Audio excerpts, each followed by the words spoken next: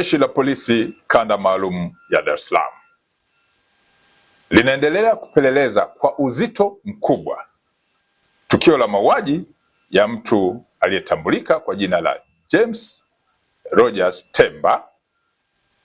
Huyu alikuwa ni mwanafunzi wa mwaka wa pili wa chuo cha usimamizi wa fedha yani IFM ambacho kipo jijini Dar es Salaam, ambaye mwili wake ulikutwa unaelea kwenye maji yaliyokuwa yanatiririka katika mto Msimbazi eneo la Kipawa Ilala tarehe 30 mwezi wa 4 mwaka huu wa 2026, huku mwili huo ukiwa hauna kichwa.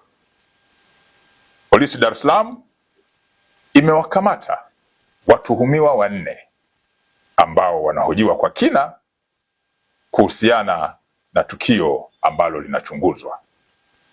Watuhumiwa waliokamatwa na wanahojiwa ni pamoja na Steven Rogers Chaka, huyu ni mbungu, ana miaka 31, ni afisa maabara mkazi wa Hai mkoani Kilimanjaro. Amekamatwa pia mwanamke mmoja ambaye ametambulika kwa jina la Anna Frank Lema maarufu kama Happiness.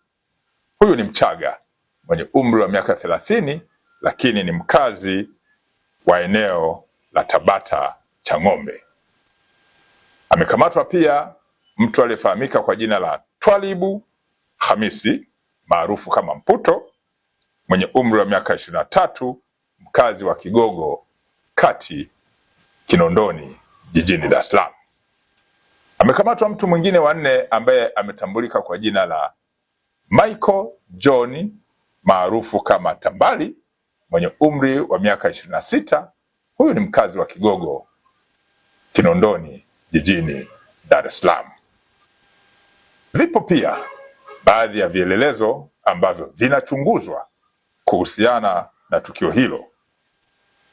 Wito wa Jeshi la Polisi Kanda Maalum ya Dar es Salaam kwa wananchi kuwa watulivu ili kila aliyehusika kulingana na ushahidi ambao unakusanywa na utakusanywa aweze kuchukuliwa hatua za kisheria. Sasa ni simple tu, waone Viva Promotion kwa mahitaji ya printing aina zote kama vile mabango size zote na aina zote, 3D, 2D na banners, vibao vya maofisini au sehemu za biashara kama hoteli, lodge na kadhalika. Viva Promotion wana print t-shirt na jezi, wanafanya branding ya ofisi kuipa muonekano wa nje wa kuvutia. Wanapatikana Tabora mjini, mtaa wa shule, jirani na chuo cha utumishi wa umma Uhazili. Simu namba 0762484266.